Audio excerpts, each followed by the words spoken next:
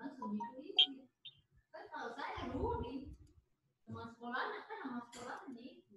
Hei, siapa lagi itu? Aku banyak bego. Bagaimana tulis ahong? Harusnya ahong saja. Tidak kacau.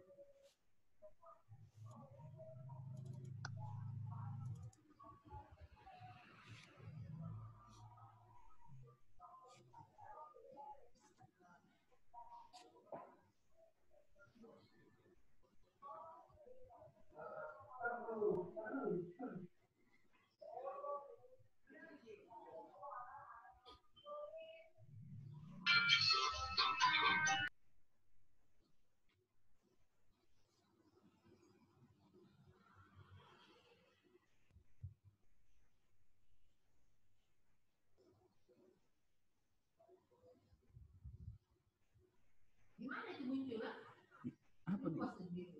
Di grup keluarga. Apa itu? Muncul itu ulang tahun. Grup keluarga. Ready kacang goreng bawang. Cocok buat camilan lebaran. Ingat. Selamat siang, bisa dengar suara saya?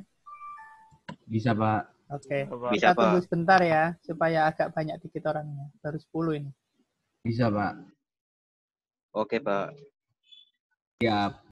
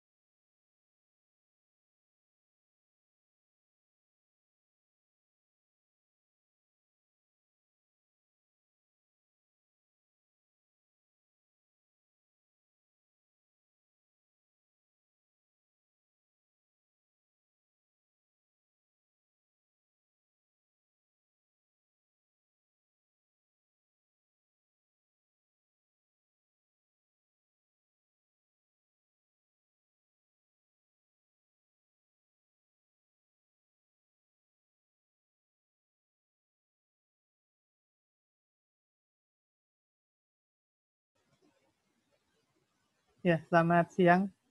Saya lihat sudah lumayan ya, 20-an orangnya.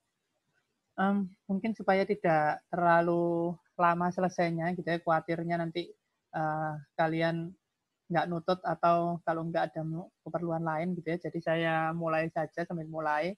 Semoga nanti temannya segera gabung gitu yang belum gabung. Masih bisa dengar suara saya ya?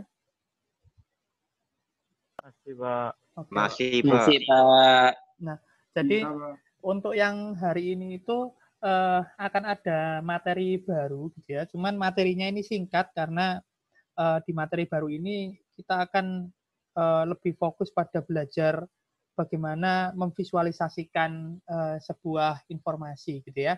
Nah, tapi kemudian di akhir dari kuliah hari ini juga ada tugasnya yang wajib kalian kerjakan secara individu ya. Oke, dan kebetulan juga saya ini belum ngerekam gitu ya. Jadi saya akan jelaskan secara live gitu ya untuk penjelasan materi yang saat ini. Dan kalau misalkan pas saya jelaskan ada yang merasa suara saya putus-putus gitu ya atau nggak jelas, nanti langsung diinterupsi ya. Diinterupsi entah lewat langsung ngomong atau lewat chatting terserah gitu ya. Kalau misalkan langsung ngomong, saya langsung dengar ya udah nggak apa-apa langsung ngomong gitu ya. Oke, saya akan mulai share screen-nya. Share. Oke. Bisa kelihatan layar saya? Bisa. Saya. Oke. Ya. Jadi kita akan belajar mengenai bagaimana memilih visual yang efektif ya dari setiap informasi yang akan kita tampilkan. Nah, tapi di sini saya akan memberikan banyak contoh-contohnya dari visualnya, bukan mencontohkan untuk membuat secara teknisnya. Secara teknisnya saya harap kalian sudah bisa, gitu ya. Jadi saya akan mencontohkan visualnya. Yang pertama, nah ini adalah sebuah data yang menunjukkan berapa persen anak-anak yang dia itu berada di rumah bersama dengan ibunya. Ya, jadi artinya yang dibilang dengan married stay at home mother itu artinya berarti dia adalah ibu rumah tangga, gitu ya. Jadi berapa banyak anak-anak yang dia itu bareng dengan mamanya di rumah seharian, gitu ya. Jadi yang mamanya ibu rumah tangga. Di sini ditunjukkan bahwa di tahun 1970 gitu ya, 41% masih berada di rumah, gitu ya. Ini data di Amerika tapi ya. Kemudian tahun 2012 itu sudah tinggal 20%, gitu ya, anak-anak yang bersama dengan ibunya di rumah. Nah, kenapa? Karena di tahun itu sudah mulai banyak sekali ibu-ibu yang kemudian lebih memilih bekerja, gitu ya, daripada menjaga anaknya. Nah, ini data ini digambarkan dengan bentuk chart yang seperti kalian lihat dengan chart 2 bar. Nah, menurut kalian salah nggak sih menggambar seperti ini? Saya tanya ke Akbar. Akbar bisa dengar suara saya? Akbar? Akbar Ananda? Oh, ini orangnya hilang ini kayaknya. Pandu Devi, bisa dengar suara saya? Pandu Devi? Oh, ada orangnya juga ini. Varianto bisa dengar suara saya? Bisa, Pak. Oh iya. Menurut Varianto benar nggak ini? Dengan chart seperti ini? Kurang sumbu-sumbunya rasanya, Pak. Oh, oke. Penjelasan di sumbunya juga enggak ada.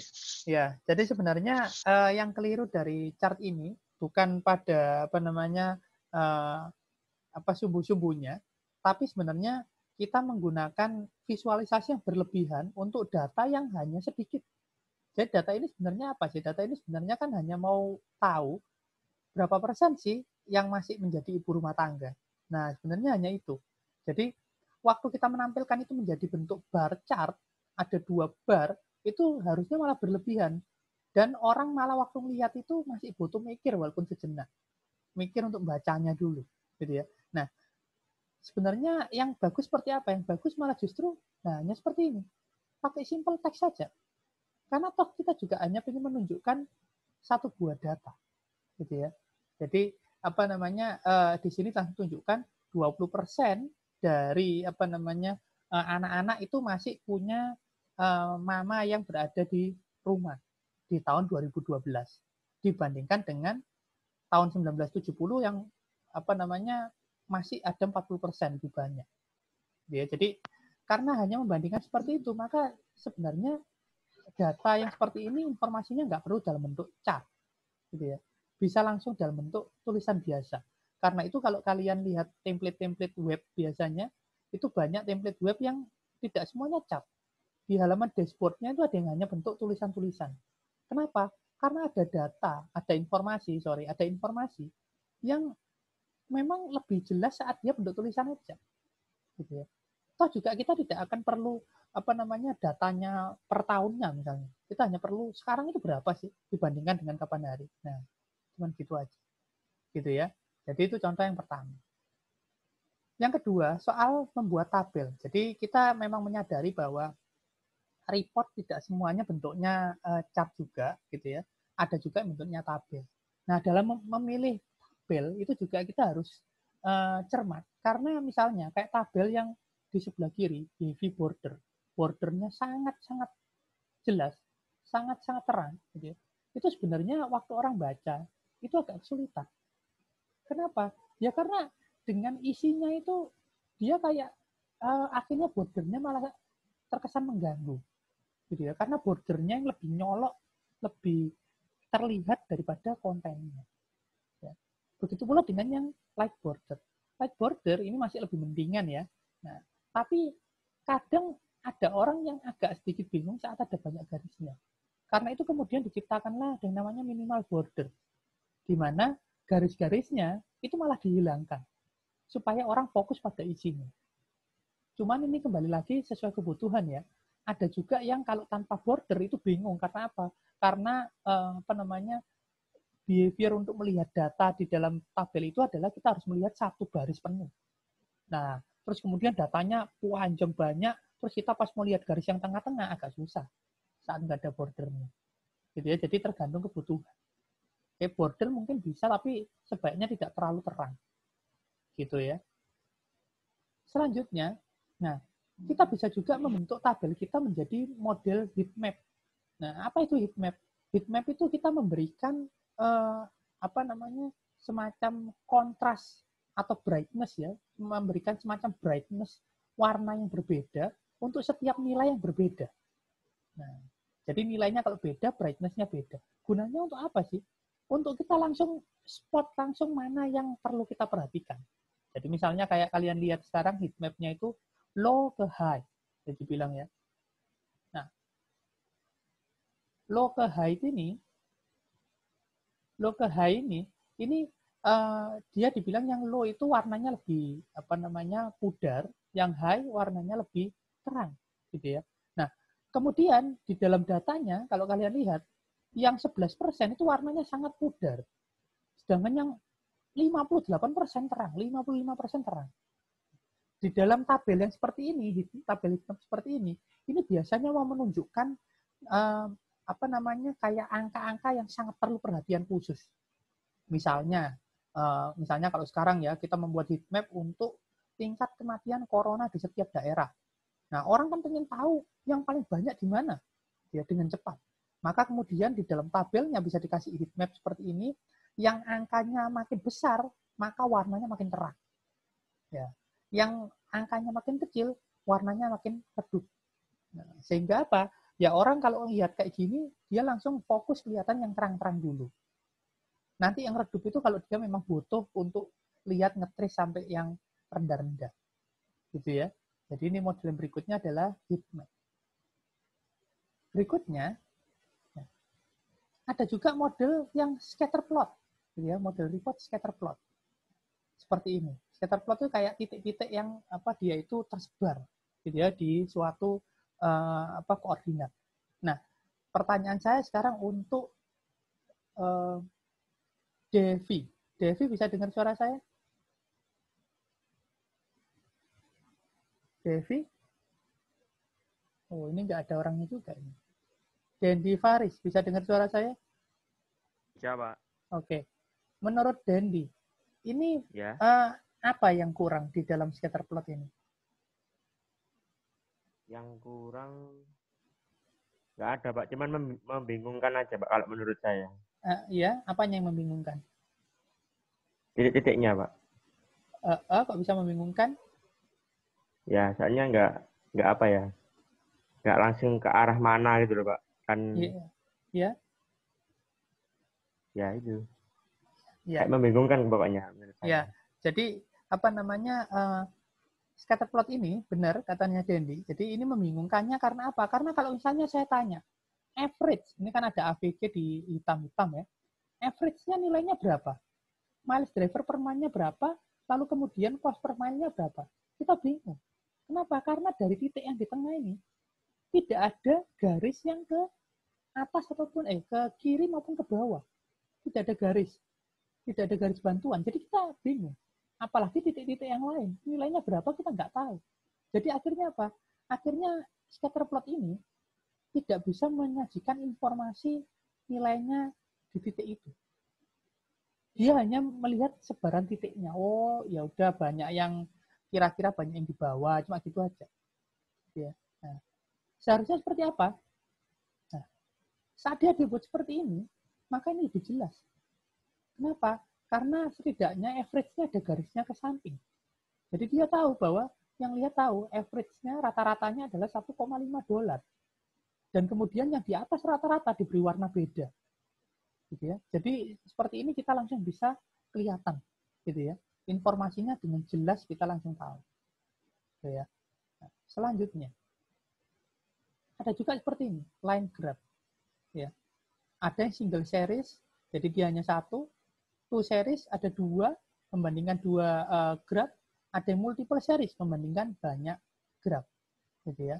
Nah, di sini ada satu yang dibuat warnanya paling menyolok. Gunanya untuk apa? Di sini mau menunjukkan berarti yang utama atau acuannya adalah yang A. Yang lain adalah pembanding. Pembanding dengan A. Yang mau dilihat benar-benar performanya adalah yang A. Pada kasus ini. Gitu ya. Nah. Lalu ada lagi yang bentuknya adalah line graph seperti ini. Ya. Nah, di sini kita mau menggambarkan sama mirip kayak yang scatter plot tadi, ada average-nya, ada garisnya ya, kita bisa tahu average-nya, rata-ratanya di tiap bulan. Lalu kemudian ada nilai maksimum dan nilai minimum. Nah, jadi membentuk suatu area, gitu ya, nilai maksimum dan nilai minimum. Minimum berarti yang paling bawah, gitu ya, titik yang paling dekat dengan garis bawah, maksimum yang paling dekat dengan garis atas. Gitu ya. Nah, ini juga boleh sih, gitu ya. Ini bisa menggambarkan juga dan dibaca dengan cukup mudah. Gitu ya. Kemudian, nah ini ada lagi yang namanya adalah slope graph yang mungkin jarang kita temui.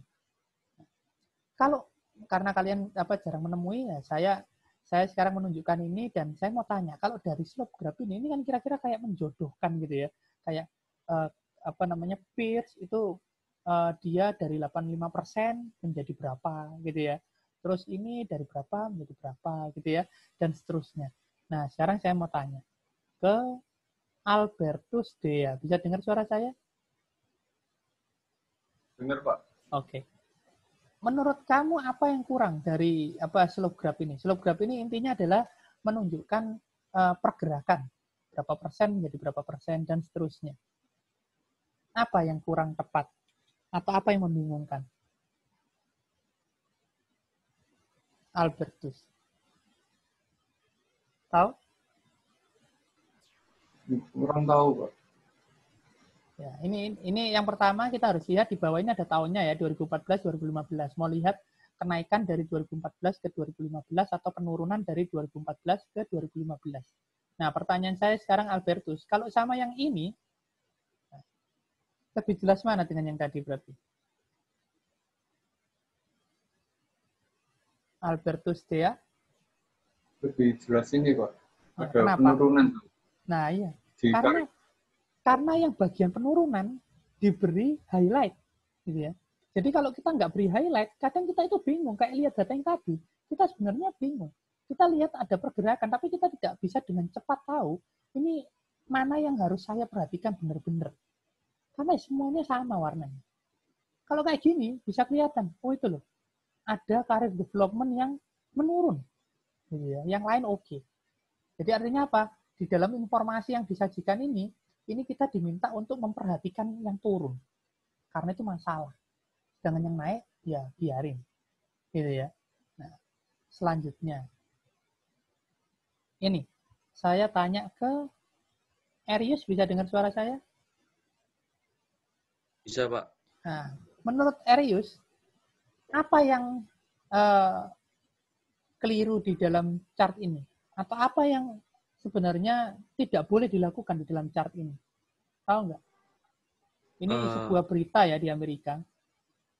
Itu, Pak. Now itu loh, Pak. Nah, kenapa? Now itu kan kita nggak tahu apa itu tahun berapa, tanggal berapa. Oh, ini apa namanya? Now-nya itu berarti ya asumsinya saat berita ini ditayangkan. Selain now-nya, ada yang tahu? Ini kapan hari sempat terjadi juga di apa namanya Indonesia di pemilu-pemilu kita. Apa yang terjadi? Ada yang tahu? Jaraknya, Pak. Jaraknya itu kenapa? 35 sama 39 ya. Kenapa? Jauh. Ya itu, Pak. Ya, benar. Gitu ya. Jadi ini sebenarnya chart-nya itu menyesatkan. Chart yang dibuat akal-akalan waktu pemilu itu juga biasanya seperti ini. Gitu ya. Padahal 35 dan 39 itu jauh nggak sih jaraknya? Harusnya deket kan ya. 35 dan 39 itu bedanya dikit. Ya. Tapi di sini bisa divisualisasikan seolah-olah bedanya jauh. Lihat, seolah-olah bedanya jauh.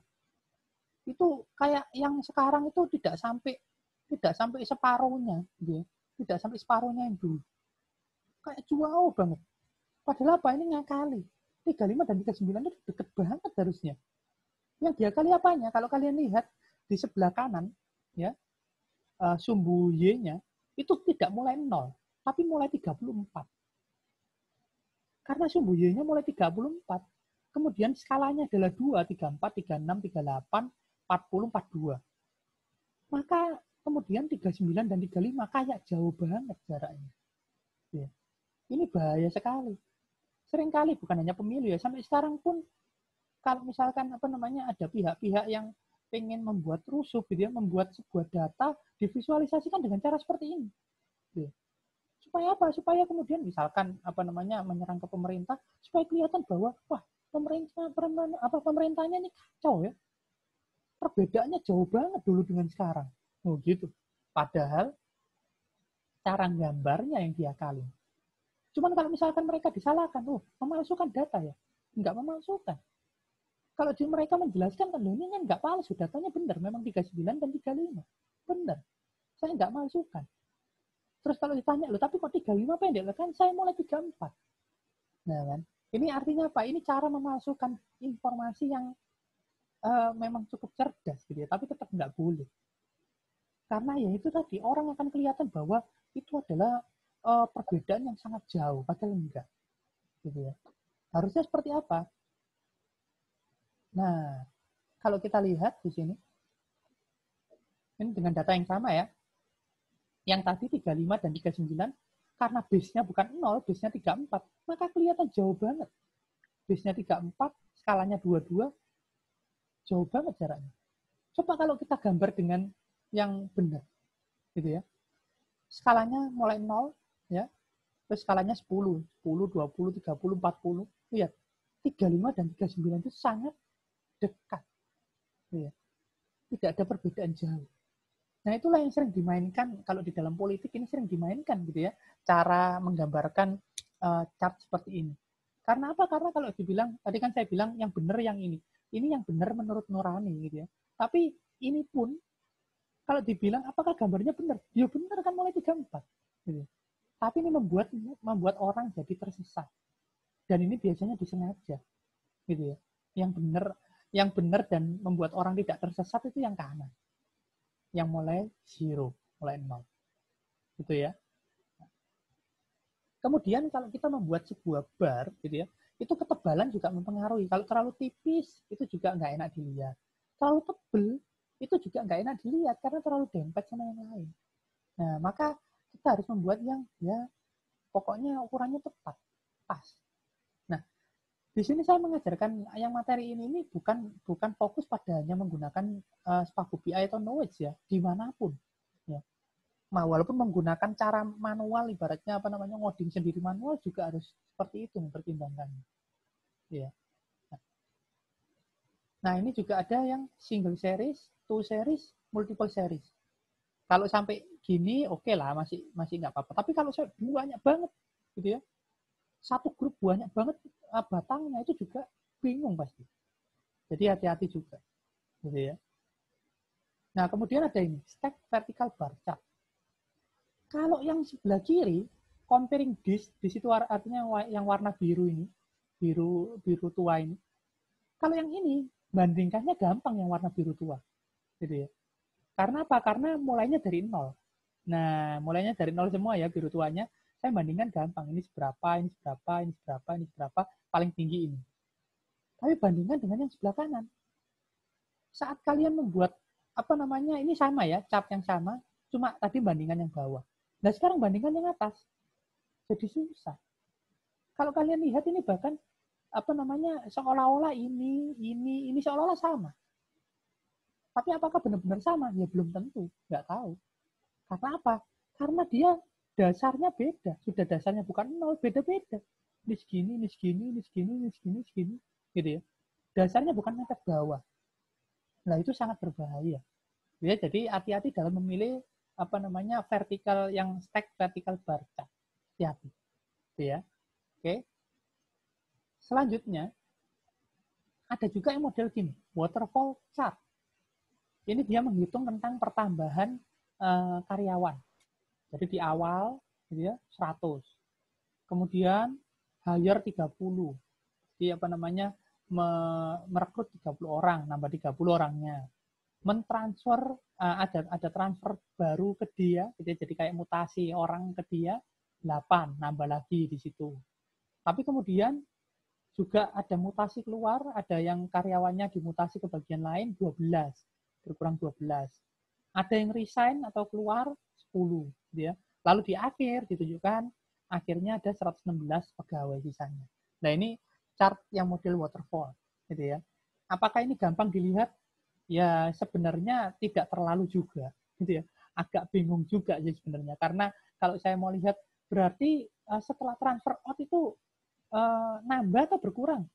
Bingung. Adanya cuma pokoknya min 12. Tapi apakah benar-benar berkurang? Enggak padahal. 30 tambah 8, 38. Kurang 12. Di sini masih positif. Di sini masih positif. Gitu ya. Masih kan masuk 38 kurang 12, masih ada banyak di dalam. 26 ya. Masih ada 26. Gitu ya. Nah, jadi hati-hati juga kalau menemukan chart yang model gini. Ya, apa yang ingin digambarkan.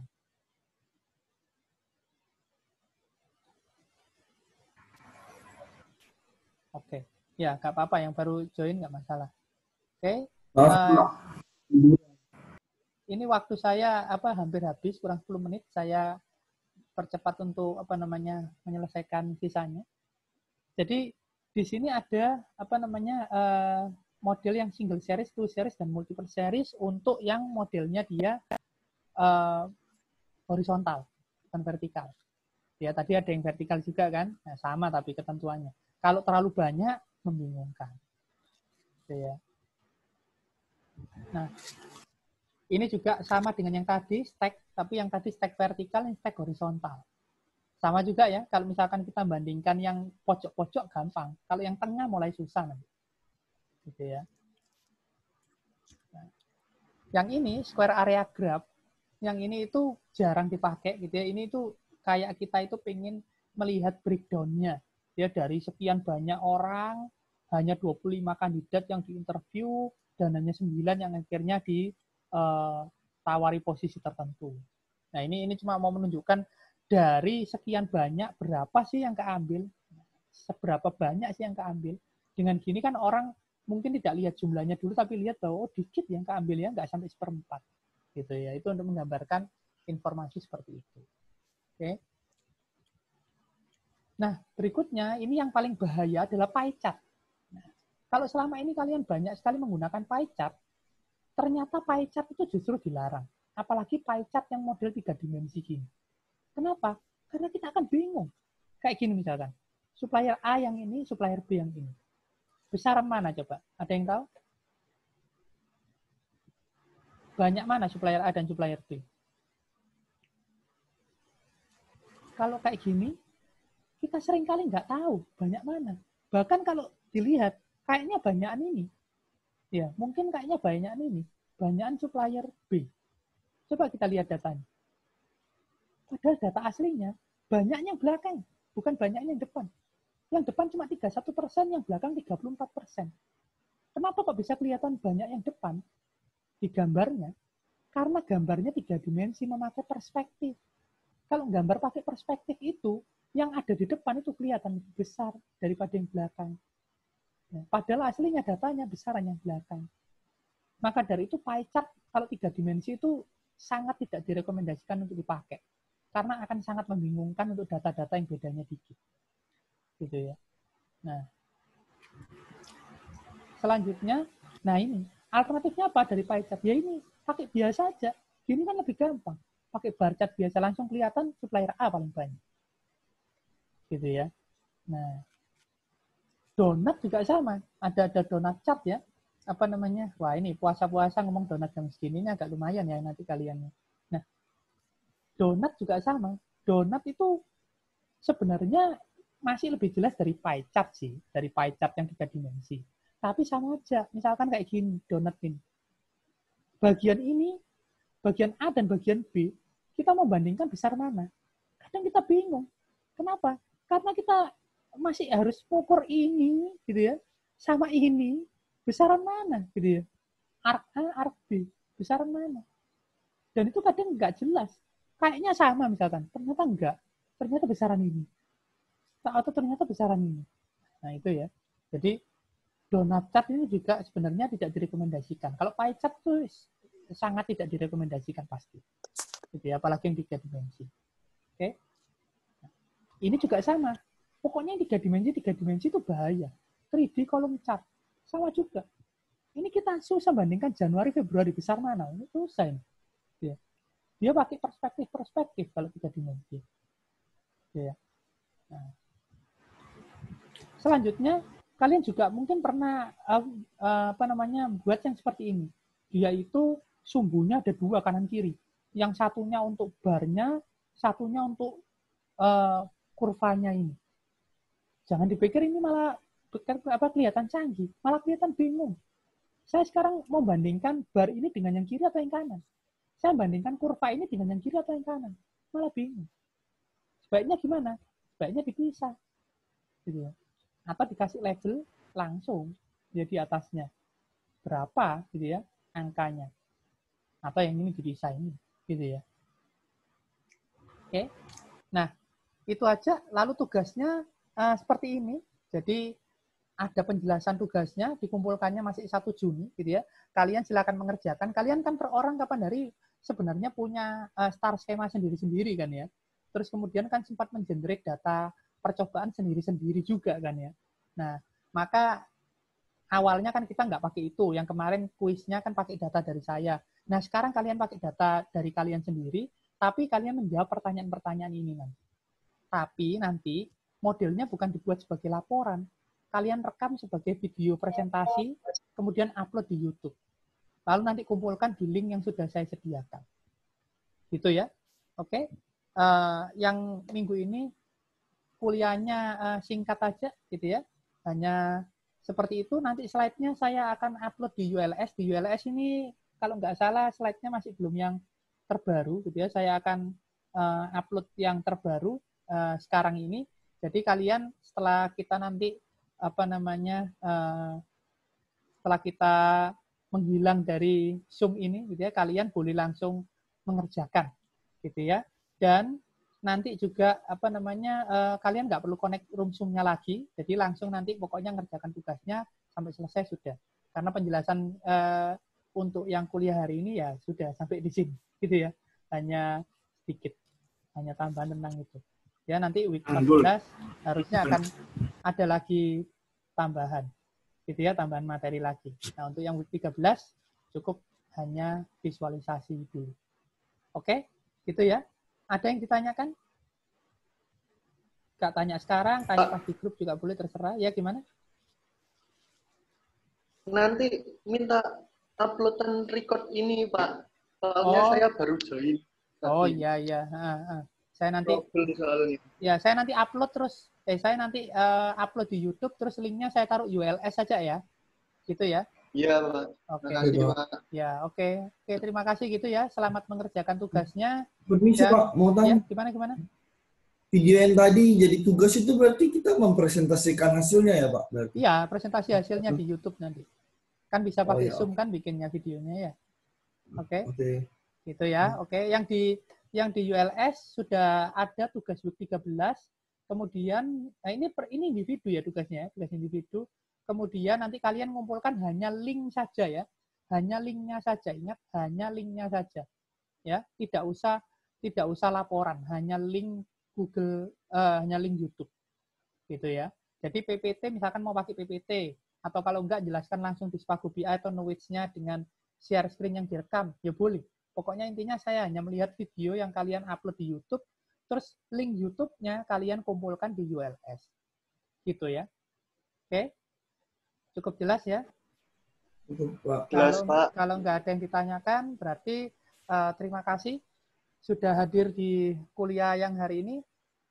Walaupun tatap mukanya singkat, semoga banyak manfaat yang dapat kalian ambil.